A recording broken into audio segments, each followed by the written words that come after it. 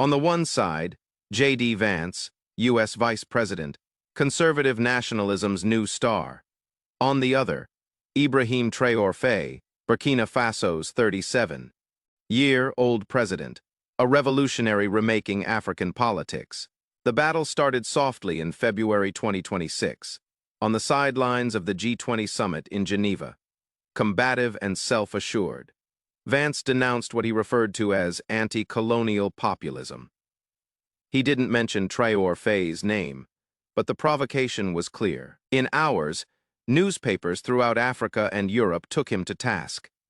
Burkina Faso's media criticized him, and then Traoré responded. He openly defied America's vision of democracy and leadership. The reaction caught fire. A public forum was soon suggested. The two men agreed. Initially, the odds were against him. Vance, a veteran politician, was looking to steamroll the young African leader. But once the cameras came on, the game changed. Traoré was serene, accurate, unflappable, asked about his alliances with non-aligned states. He replied in kind, evidence of poverty reduction, healthcare expansion, and actual progress domestically.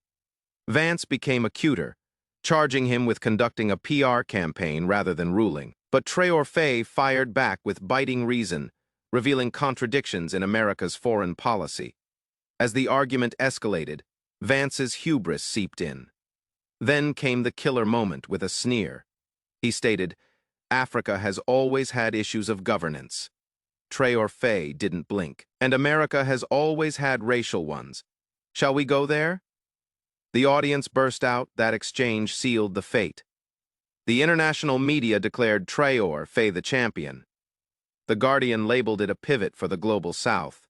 Vance, on the other hand, was torn apart by backlash, even from Republicans at home. His inability to resonate on the world stage could not be denied. Traoré's stature rose. His message of African independence resonated far beyond the borders of his country.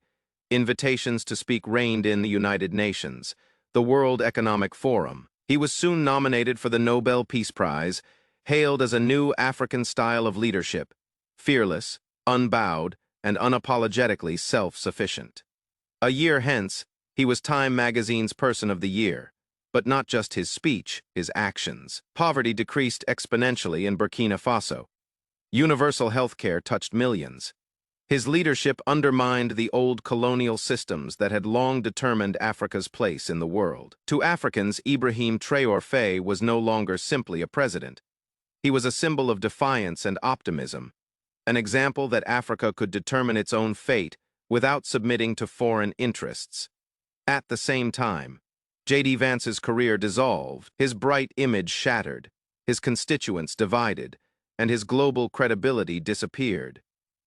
At the end of the year, the contrast could not have been more stark. Traoré had rewritten African leadership, demonstrating that real power wasn't about soldiers and guns, but about values, conviction, and the strength to command respect on the world stage. Africa, he stated, would no longer be a chess piece.